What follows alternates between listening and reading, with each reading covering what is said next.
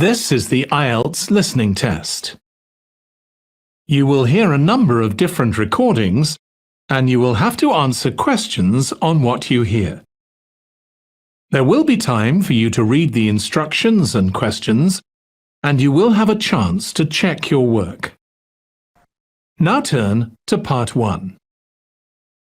Part 1. You will hear a man who runs a recruitment agency talking to a young woman looking for a job. First, you have some time to look at questions 1 to 6.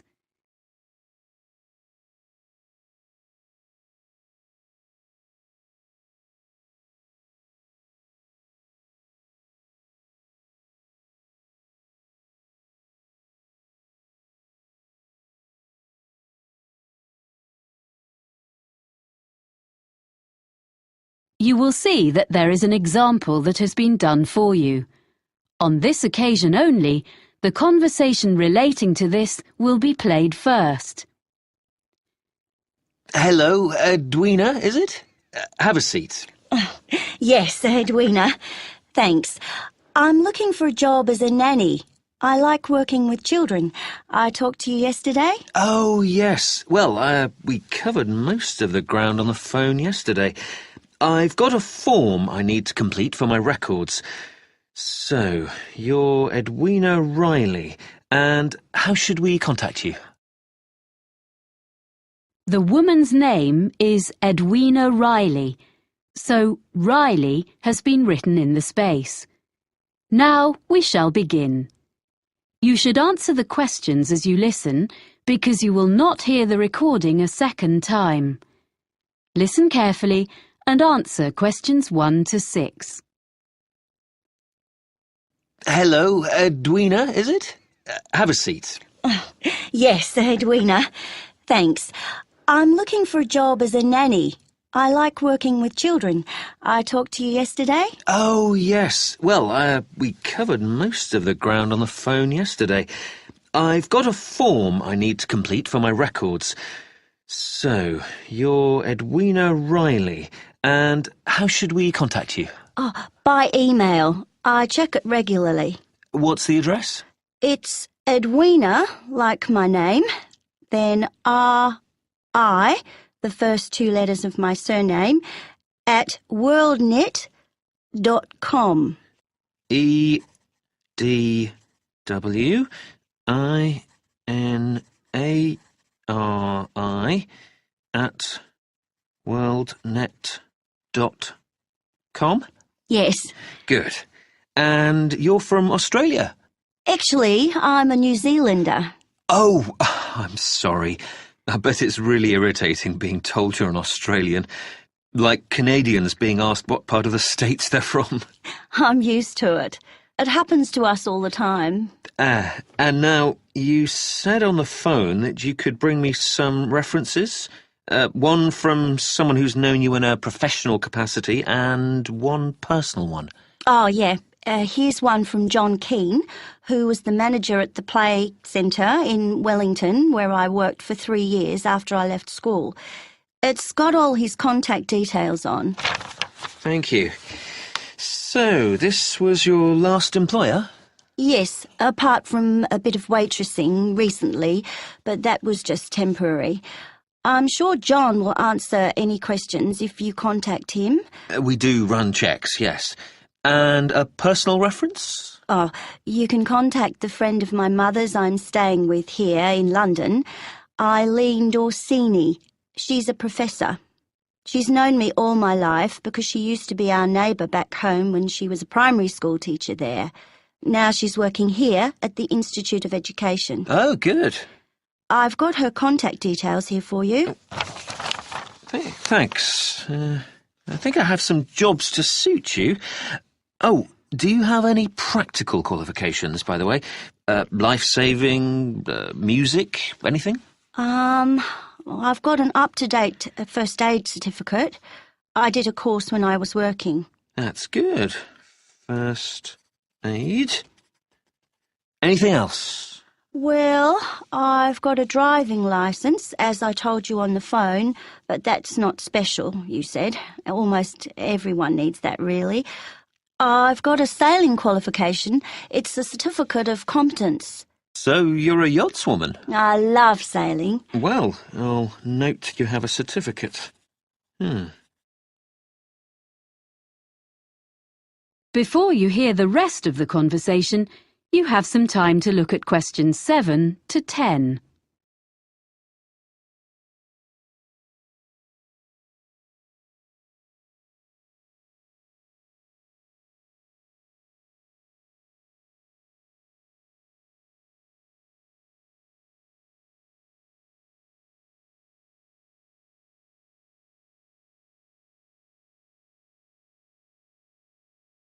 Now listen and answer questions 7 to 10.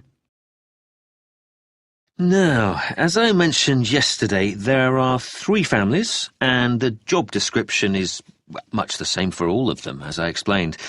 There are a few other things you need to know. Anyway, the first family is here in London. Yes, I did make a few notes. London, that's the Bentons with 2 children? Yes, that's right. A girl of 3 and her brother, who's 8. The little boy has a quite serious food allergy. Did you learn about things like that on your course? Oh, well, I know what to do if someone has an allergic reaction. Good. But what they mainly want is someone with an interest in sport, as, well, that's the kind of family they are. Oh, that's okay. I'll enjoy that. Good. Now, the next people are in the country near Oxford. Oh, yeah, the Grangers? Yeah, so they have twin boys of 5 who are a bit of a handful, I suspect. But it's a lovely place, quite a grand house, and the family is extremely welcoming. They keep horses. Do you ride? I did when I was younger. I like animals generally. Well, Animal Lover was their special request, so you'd be fine there. The last family... Yes? I don't think I told you. They live in Scotland. Really? What's their name? Campbell. Oh, yes. And they have 4 girls under 10? That's it. They have a lovely city flat, and they own a small island. Wow! Actually, you might get on with them very well. They particularly wanted someone who would be prepared to cook when they go camping on the island. Camping would really suit me, and I'm used to taking my turn doing the food, but it is a long way from London. Yeah, well, you can think about it. Then, as soon as I've checked your references, we can arrange for you to talk to all of the families. Right. Thanks very much. Thank you. I'll email you as soon as I can. That is the end of section 1. You now have half a minute to check your answers.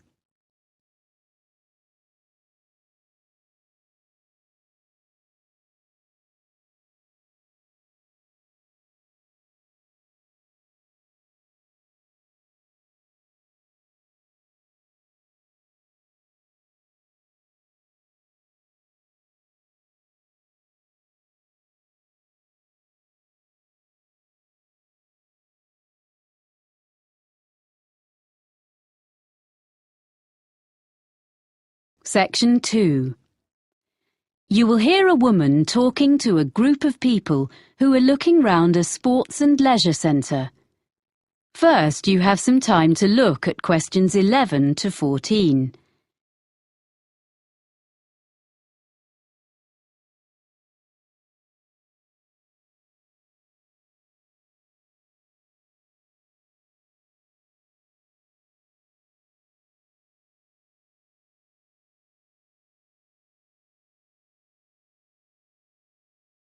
Now listen and answer questions 11 to 14. Ladies and gentlemen, I'm very pleased to be able to welcome you to Cityscope, our lovely modern sports and leisure facility.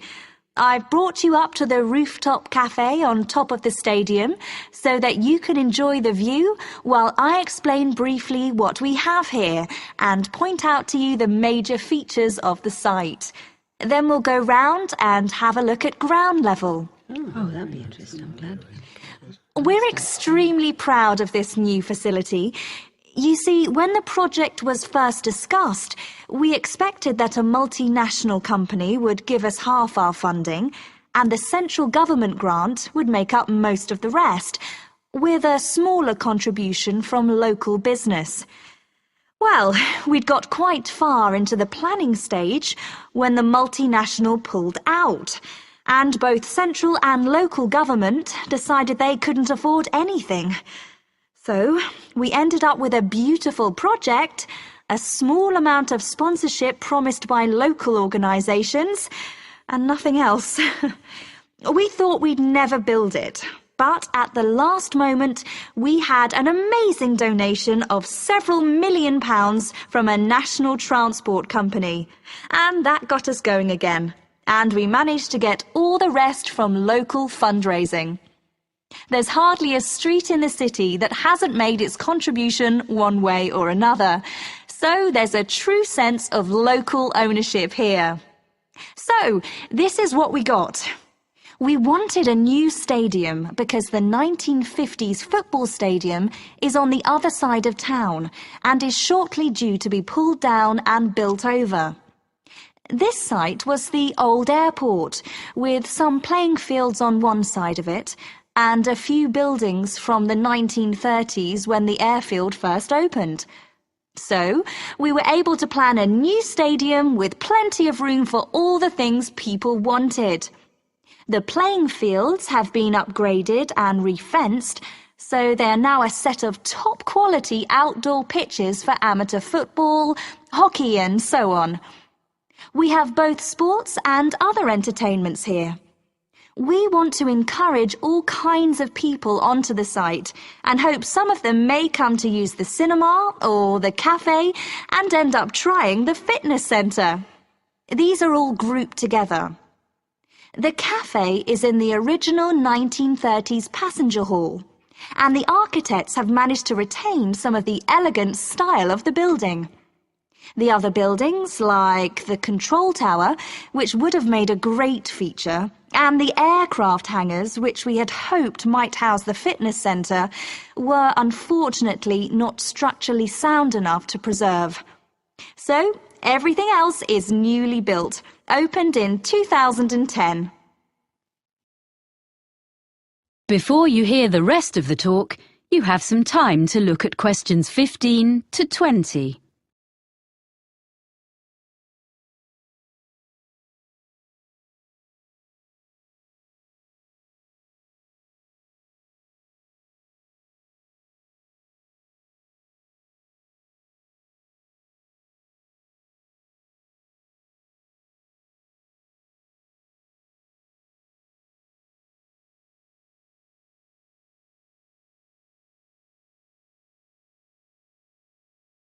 Now listen and answer questions 15 to 20. Right. Now, if you'd like to gather a little closer to the window, I'll point out the various buildings. We're at the highest point of the stadium here in the rooftop cafe, on the opposite side to the main entrance doors. On our left, you can see two buildings just beyond the end of the stadium. The closest one is the business centre, used for meetings and conferences and so on, which provides a good source of revenue for the upkeep of the sports facilities. And next to the business centre, the bigger building is the hotel, which is rented from us by an independent company. As you see, they are served by the perimeter road, which runs round 3/4 of the site. Now, coming round to the front of the building, immediately in front of the entrance, that circular open space at the end of the road is the transport hub. From here, there are buses and a monorail link to the free car park, about 10 minutes from here, but you can't see that. There's also a large secure cycle park. Oh, and disabled parking, of course. People find it's very convenient and it keeps the site virtually car-free. OK, now if you look as far as you can over to the right, beyond the buildings, you can see our outdoor pitches, which I mentioned earlier. Between the pitches and the entrance is a little kind of pedestrian plaza. Are you with me? OK, with the cinema in the building furthest away from us, next to the pitches. Then there's the 10-pin bowling between the cinema and the road. Near the far end of the perimeter road and between the mini roundabout and the pitches, there's our fitness centre with all kinds of equipment and a small pool and changing rooms for teams using the pitches. Then, joined onto the stadium, next to the entrance, is a range of small shops, which all specialise in sports equipment, clothes, shoes. They sell toys and so on as well, all that sort of thing. They seem to be doing well. As you see, the service road goes right round, but we keep the traffic and the pedestrians well apart.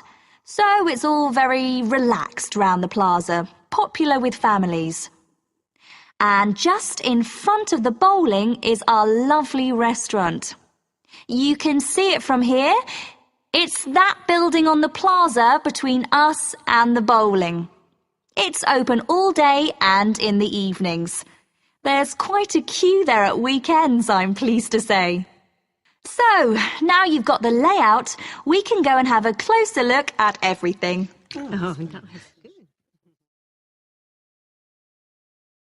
That is the end of section 2. You now have half a minute to check your answers.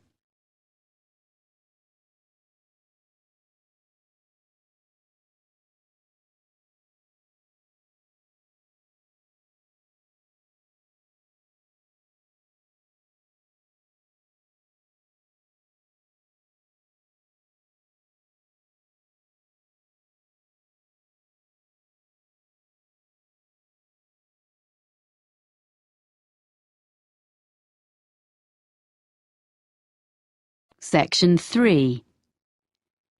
You will hear two people called Chloe and Ivan talking about a business studies course. First, you have some time to look at questions 21 to 25.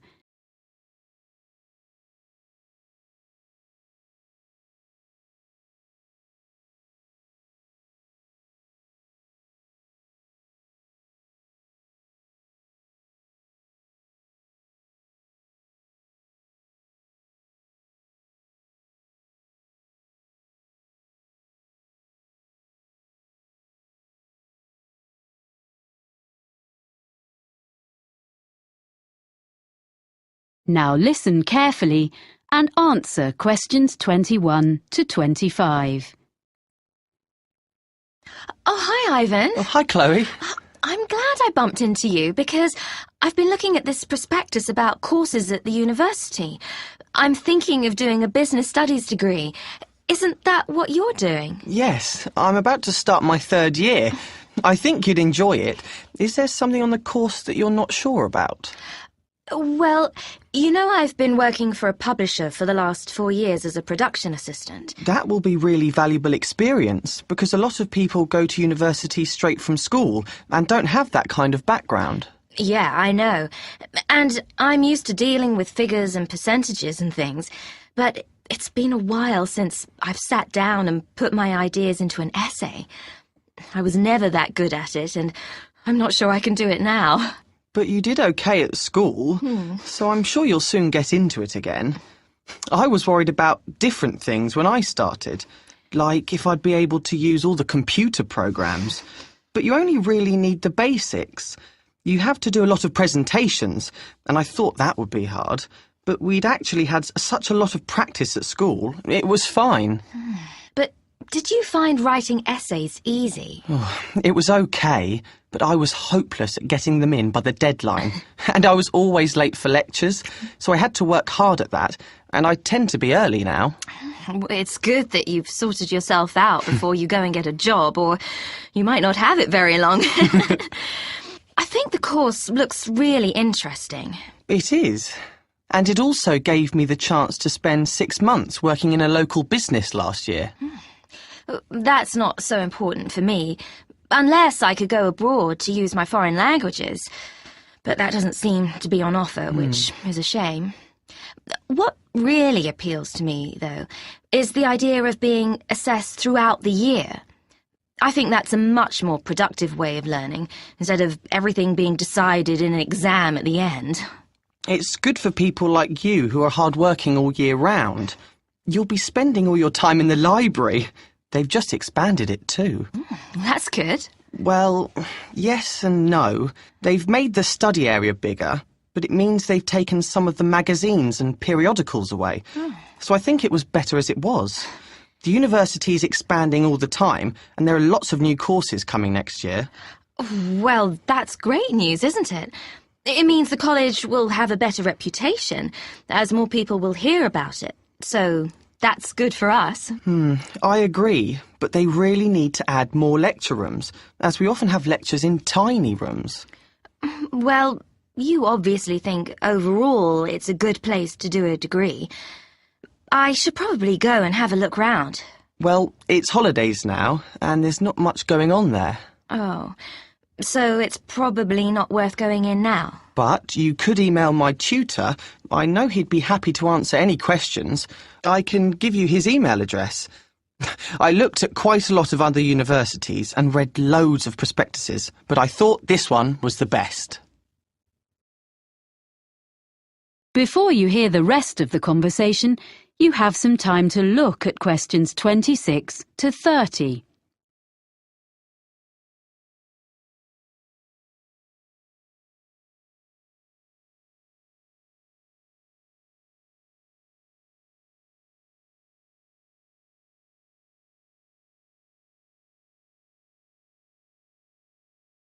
Now listen and answer questions 26 to 30. I was a bit unsure about all the different subjects you can choose on this course. Well, I can tell you a bit about them. There are some subjects you have to do, and some that you can choose. The most interesting course I've done is public relations. From what I've read, it doesn't look very demanding. Some of it is really just common sense. But it will be really useful if you want to go into marketing or advertising. That's true. But I need to find out a bit more about it first before I decide if it will really help me. It's difficult to tell from the prospectus. But you are interested in marketing? Oh, yes. Well, you can choose a marketing course. I wasn't very impressed with that course, actually. The tutor didn't make it very interesting. It's good to put on your CV that you've done a marketing course, though. So that would be a definite for me, and maybe I'd get a different tutor. What other courses did you choose?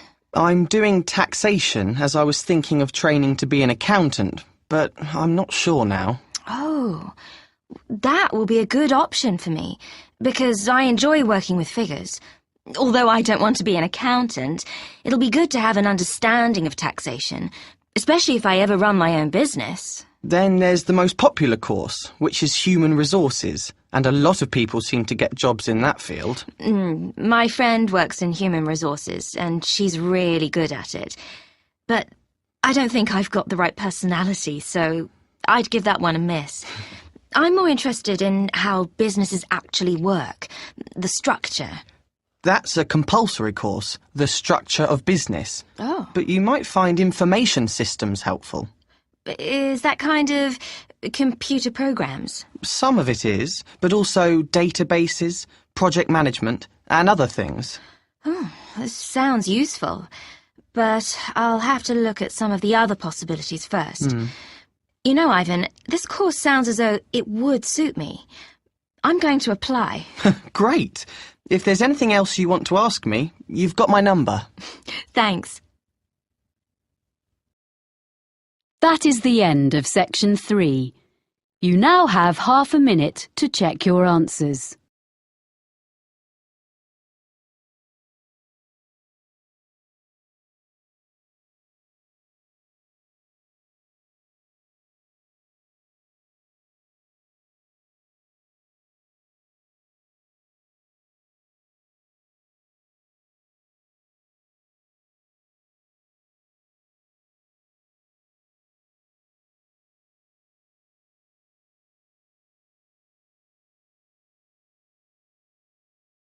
Section 4. You will hear a talk by a meteorologist about weather forecasting. First, you have some time to look at questions 31 to 40.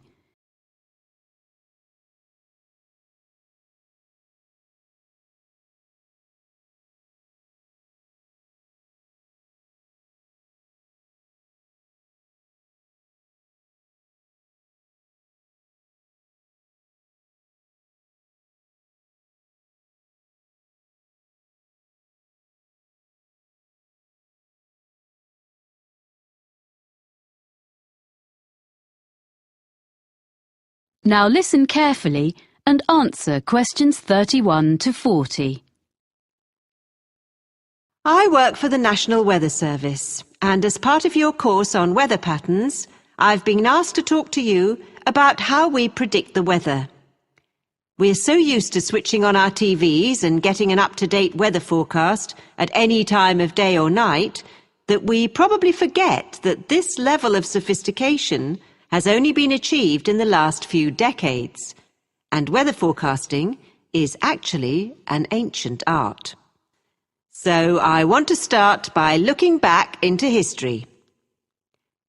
The earliest weather forecasts appeared in the 1500s in almanacs, which were lists of information produced every year. Their predictions relied heavily on making links between the weather and where the planets were in the sky on certain days. In addition, predictions were often based on information, like if the fourth night after a new moon was clear, good weather was expected to follow.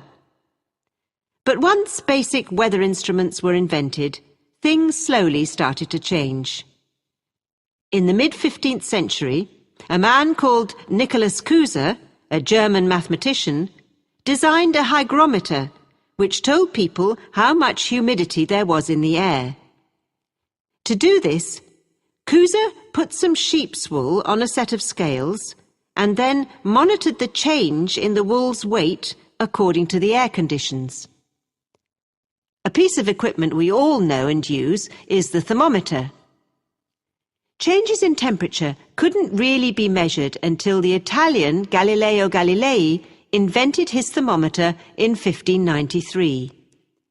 It wasn't like a modern-day thermometer because it had water inside it instead of mercury.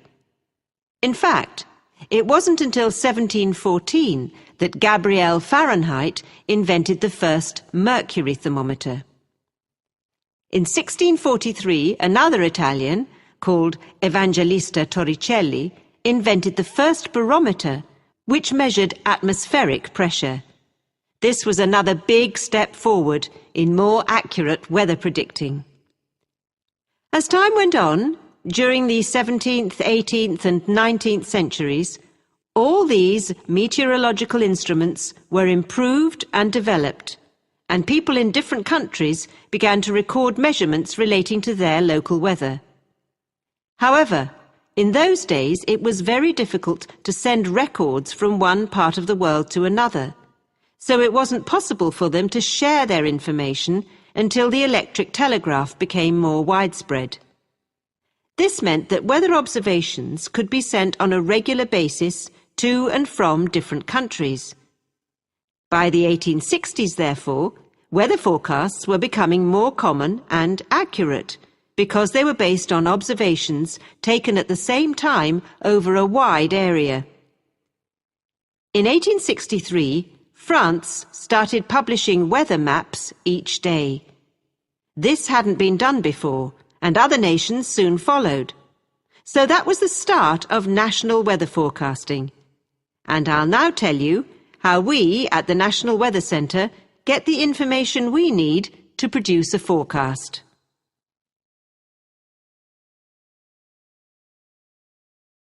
Even today, one of the most important methods we use is observations, which tell us what the weather is doing right now. Observation reports are sent automatically from equipment at a number of weather stations in different parts of the country. They are nearly all based at airports, although a few are in urban centres. The equipment senses temperature, humidity, pressure, and wind speed direction. Meteorologists also rely really heavily on satellites, which send images to our computer screens. What we see on our screens is bright colours. Orange represents dry air, and bright blue shows moisture levels in the atmosphere. The satellites are located 22,000 miles above the surface of the Earth, and it's amazing that despite that distance, it's possible for us to make out an individual cloud and follow it as it moves across the landscape. In addition to collecting data from the ground, we need to know what's happening in the upper levels of the atmosphere. So a couple of times a day, from many sites across the country, we send radio sondes into the air. A radio sonde is a box containing a package of equipment, and it hangs from a balloon which is filled with gas. Data is transmitted back to the weather station. Finally, radar. This was first used over 150 years ago and still is. New advances are being made all the time, and it is one method for detecting and monitoring the progress of hurricanes. Crucial information is shown by different colours representing speed and direction. Radar is also used by aircraft, of course.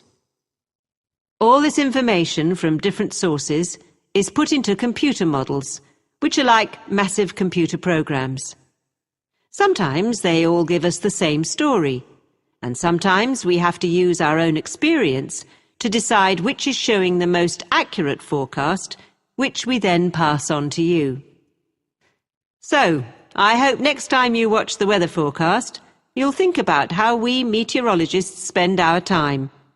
And maybe I've persuaded some of you to study meteorology in more depth. That is the end of section 4.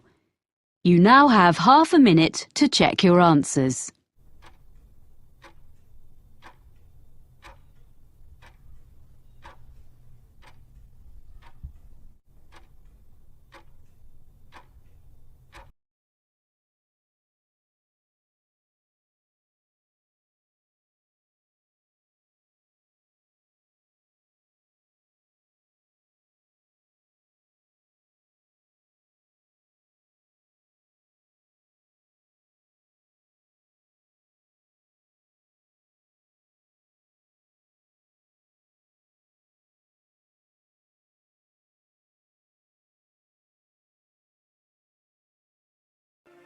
That is the end of the listening test. In the IELTS test, you will now have 10 minutes to transfer your answers to the answer sheet.